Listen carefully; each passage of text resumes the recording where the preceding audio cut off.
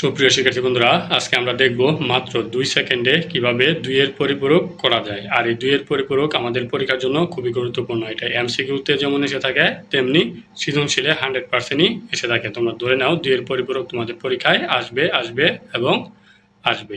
তো এই 2 এর পরিপূরক মাত্র 2 সেকেন্ডে কিভাবে করা যায় সেটা যদি তোমরা দেখো বা শিখে রাখতে পারো, তাহলে তোমাদের সৃজনশীলের ক্ষেত্রে তোমাদের উত্তরটা সঠিক হয়েছে কিনা সেটা যাচাই করতে পারবা। আর এমসিকিউর ক্ষেত্রে মাত্র 2 সেকেন্ডের মধ্যে তোমরা উত্তরটি দিয়ে দিতে পারবা। তো 2 এর পরিপূরক কি, কেন, কিভাবে করা হয়, এগুলো নিয়েই এই ভিডিওতে আলোচনা করব। তাই ভিডিওটি না টেনে প্রথম থেকে শেষ পর্যন্ত দেখতে হবে।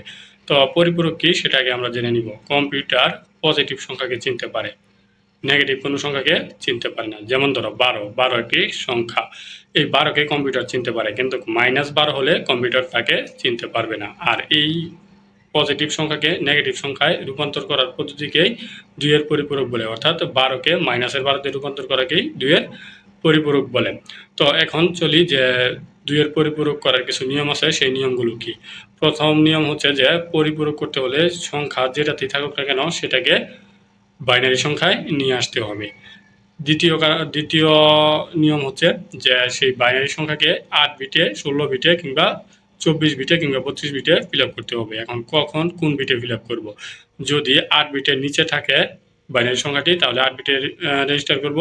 যদি 8 বিটের উপরে এবং 16 বিটের নিচে থাকে তাহলে 16 বিটে ফিল আপ করবো। আর যদি 16 বিটের উপরে এবং 24 বিটের নিচে থাকে তাহলে 24 বিটে ফিল আপ করবো। আর যদি 24 বিটের উপরে এবং 32 বিটের নিচে থাকে তাহলে 32 বিটে ফিল আপ করবো। আমরা একটি সংখ্যা ধরে নেই 12।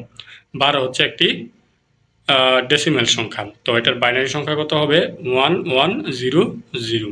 তো এটাকে যদি আমরা 8 বিটে ফিল আপ করি তাহলে আমাদের বাম পাশে 4টা শূন্য বসিয়ে দিতে হবে, যেহেতু আমাদের বাইনারি সংখ্যাতে 4টা ডিজিট আছে। তো 8টা ডিজিটে ফিল আপ করতে হলে আমাদের বামে 4টা শূন্য বসিয়ে দিতে হবে। তো আমরা বামে 4টা শূন্য বসিয়ে দিলাম। তারপর দেখো এখান থেকেই মেন খেলা।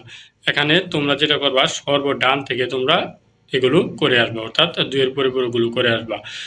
যেখানে যেই সংখ্যা আছে সেটাই লেখার চেষ্টা করবা। জাস্ট যখন 1 পেয়ে যাবা সেই 1টা ঠিকঠাক লিখবা, তার বামের যেই সংখ্যাগুলো আছে সবগুলো উল্টিয়ে দিবা। যেমন এখানে দেখো আমাদের 0 0 0 0 1 1 0 0 আছে।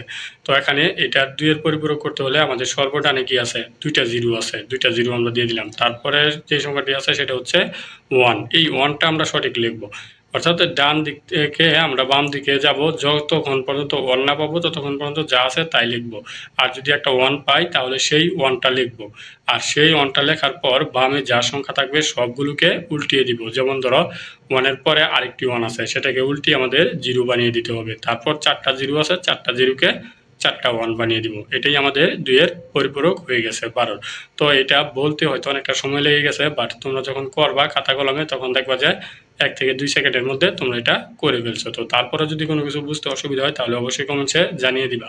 আর এটা নিয়ে বিস্তারিত খাতা কলমে একটি ভিডিও আছে, সেটা দেখতে চাইলে অবশ্যই চ্যানেলটি সাবস্ক্রাইব করে রাখবা এবং পাশে থাকা বেল আইকনটি অন করে দিবা। আর এই ভিডিও ডিসক্রিপশনে সেই ভিডিওটি পেয়ে যাবা, সেখান থেকে সেটি দেখে আসতে পারো। তো ভিডিওটি যদি ভালো লেগে থাকে তাহলে অবশ্যই বন্ধুদের কাছে শেয়ার করে দিবা। তো ভিডিওটি প্রথম থেকে শেষ পর্যন্ত দেখার জন্য তোমাদের অসংখ্য ধন্যবাদ। আসসালামু আলাইকুম।